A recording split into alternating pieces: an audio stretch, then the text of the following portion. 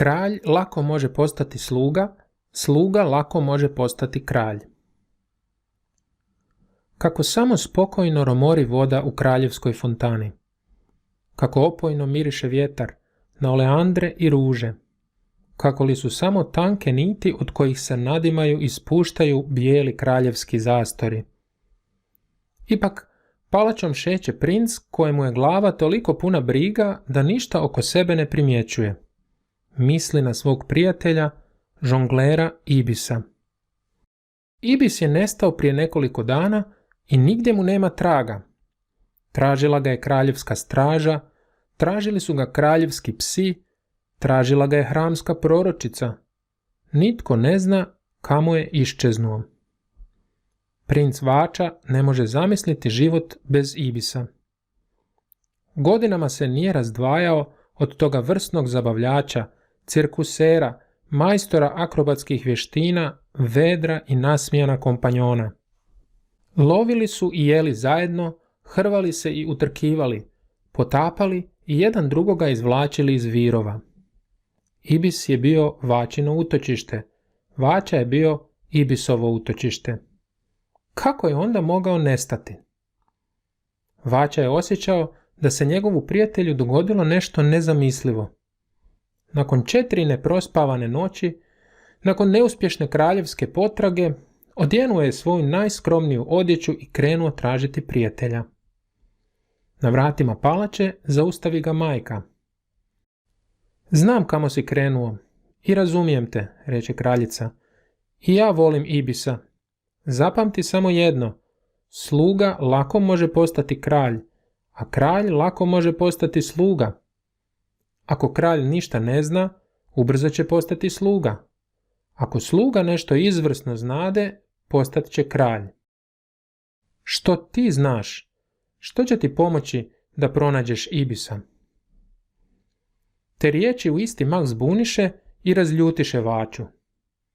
Kad si princ prijestolonasljednik, hrana sama dolazi na tvoj stol, postelja se sama prostire, za tebe se uvježbavaju birani plesovi, u ledenim podrumima čuvaju ti najsočnije voće. Ne moraš doslovce ni prstom maknuti. Zato Vača u svih svojih 19 godina nije stekao nikakvu posebnu vještinu. Zanimale su ga mnoge stvari, od gađanja lukom i strijelom do projektiranja vrtova, ali ništa ne bi toliko zadržalo njegovu pozornost da ustraje u učenju. Mama, već sam ti mnogo puta rekao da kraljevima ne trebaju škole. Naći ću ja Ibisa, drukčije. Vača zatim teška koraka odgurne vrata prijestolne dvorane i napusti sigurne zidine svoje palače. Na ulicama je bilo bučno i veselo, kao da je Ibis u blizini. Vača je obišao njihova omiljena šetališta, parkove, trkališta, tržnice, prenoćišta, gostionice, lovišta. Obišao je čak i bolnice i ubožnice. Mnoga su lica podsjećala na Ibisa. Vača bi im pritrčao, a onda se razočarano odmaknuo. Nigdje nije nalazio svoga prijatelja. Kako su odmicali tjedni, lutanje mu je sve teže padalo. Iako je mogao kupiti sve što poželi, nitko nije prodavao ono što je Vača tražio. Bilo kakve vijesti o nestalom prijatelju. Zbog toga su dani trajali kao tjedni, a tjedni kao nerodne godine. Promatrajući ljudska lica, Vača primijeti da su majstorice i majstori svojih zanata nekako najveseliji, a bogataši i njihovi sluge nekako najtmurniji. Možda bih stvarno trebao naučiti nešto raditi, nevoljko pomisli Vača. Najviše ga je privlačio tkalački stan, u kojem su se svakoga dana miješale zlatne i srebrne niti. Njime je rukovala starica Dani, koju su u narodu zvali paučicom, jer se činilo kao da ima 6 ruku, toliko je bilo njezino umijeće prepletanja svilenih tragova. Kod Dani se skuplja i mlado i staro, pomisli Vača. Ondje ću od radnika doznati stvari koje se u našoj kraljevskoj obitelji inače nitko ne usudi ispričati, razmišljao je princ. Istoga popodneva prijavio se za učenje izrade brokata. Nikome nije otkrio svoje pravo porijeklo. Za nekoliko dana Vača dođe na glas kao jedan od darovitih učenika. Dani mu je povjeravala izradu sve složenijih i bogatijih ornamenata. Šegrti su ga poštovali i rado s njime razgovarali, pa je tako jednom čuo kako pričaju da veliki svećenik mrzi zabavljače, glazbenike, glumce i cirkusere. A zašto ih mrzi? Pitao je začuđeno Vača. Zato što s njima u društvu ljudi zaboravljaju da je najvažnija pokornost, odgovoriše mu šegrti. U tom trenutku Vača pred sobom opet jasno ugleda Ibisovu sliku. Je li moguće da je netko zatvorio Ibisa samo zato što je svuda oko sebe širio vedrinu i bezbrižnost? Samo zato što je visoko u zrak bacao tirkizne čunjeve? Da ne misli stalno na nestalog prijatelja, Vača se još strastvenije posvetio učenju izrade brokata. Zlatne niti, srebrne niti, baš kao da tka put do prijatelja. Prođe tako godina dana. Vača je postao majstor u izradi brokata. I dok je jednog kasnog ljetnog popodneva šetao sjenovitom stranom glavne gradske ulice, ondje gdje se prodaju bezbrojni začini i čajevi u glinenim posudicama, upadne mu u oči nekoliko stražara koji su prišli dvojici kitarista i nekamo ih počeli odvoditi. Vača požuri prema njima. Kamo ćete, prijatelji? Zapita glazbenike. Veliki svećenik nudi nam posao u svojim odajama, odlično plaća, odgovoriše mu. Bi li i ja mogao s vama? Povika Vača. Stražari zastadoše, promotriše ga od glave do pete i klimnuše glavom da pođe. Izgledao je mlado i snažno, pa su pomislili da bi od njega mogli imati koristi. Što su dalje odmicali, to je Vača jače osjećao opasnost. Ušli su u velebnu bijelu kuću, a iza njih su se zatvorila jedna, pa druga, potom i treća željezna vrata. Stupili su u dugačke tunele koji su se uvijali i silazili sve dublje pod zemlju. Bilo je tako tamno da Vača nije vidio ni prst pred nosom.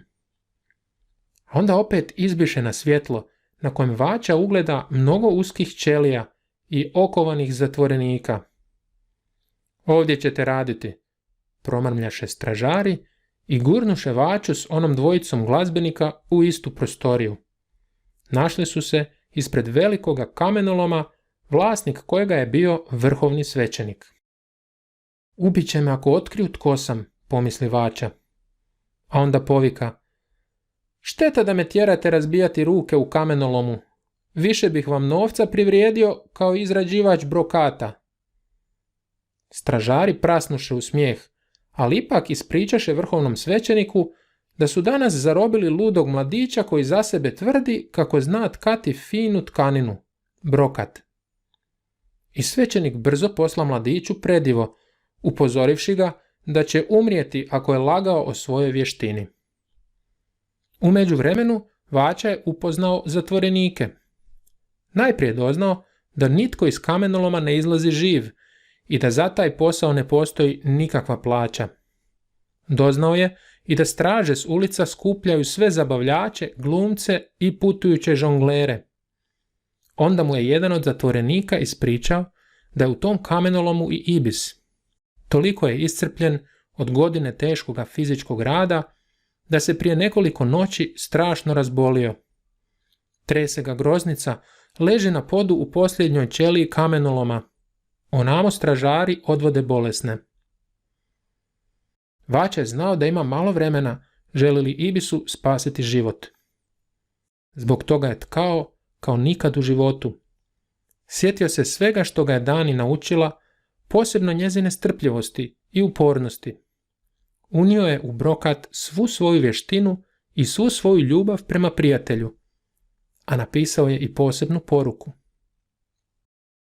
Kad su stražari došli pokupiti brokat, Vača reče: Slučajno znam da su ovakve tkanine slabost naše kraljice.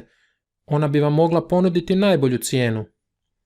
I doista, vrhovni se svećenik uputi kraljici s brokatom pod rukom, sav dotjeran i namirisan, siguran da će dobro poslovati. Kraljica svećenika primi krajnje suzdržano, više iz pristojnosti pristavši razgledati brokat. Kako se tkanina razmatala, tako je kraljica shvaćala da pred sobom vidi sinovu poruku, napisanu na dalekom i melodičnom jeziku kojemu je Vaću učila kad god bi dani bili prevrući za igranje na otvorenom.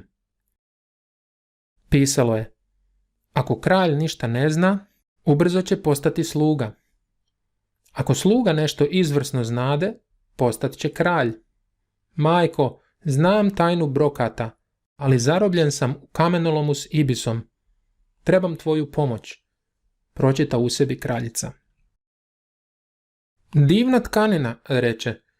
Koliko za nju tražite? Upita potom. Koliko god vi mislite da vrijedi, odgovori svećenik. Pola moje riznice, odgovori kraljica, ali samo ako mi dovedete njena tkalca. Svećenik onda promuca kako je tkalac nekakav stranac, ne zna se odakle je došao, ne bi ga trebalo dovoditi u palaču i slično. Bojao se da će zatočeni mladić kraljici ispričati o kamenolomu. Zato svećenik još jednom ponovi da je mladić sigurno otišao iz grada nakon što mu je prodao tkaninu. Kraljica na to mirno složi tkaninu, vrati je svećeniku, pogleda ga ravno u oči i zahvali mu. Dođite opet sutra da razgovaramo o brokatu, reče kraljica. Svećenik joj se nakloni i zadovoljno počne uzmicati iz prijestolne dvorane. Kraljica srdačno dovikne sluškinjama da ga svakako ugoste biranim objedom, na što on objeručke pristane. No, čim je svećenik iskoračio iz dvorane, kraljica pozva svoje stražare i naredi im da je istog trena odvedu u kamenolom, te da na to mjesto odmah pošalju 300 vojnika. Stigla je do ćelija mnogo prije vrhovnog svećenika. Oslobodila je sve zatvorenike. Vratila je na ulice glazbu, ples, akrobacije, žonglerstvo. Suzama radosnicama umila je i Vaću i Ibisa, kao da su joj obojica sinovi. Cijela je zemlja slavila njihovo prijateljstvo, jer su se u mnoge obitelji vratili mladići oslobođeni iz kamenoloma. O svećeniku se više ništa nije čulo, kao da je u kamenolom propao. Ibis je ozdravio i zauvijek Vaći ostao prijatelj. Malu obrtničku radionicu brokata kraljica je proglasila odajom tkanja, učenja i slikopisanja, u kojoj Dani sigurno i danas objašnjava kako od blistavih, gotovo prozirnih niti možeš isplesti cijela kraljevstva.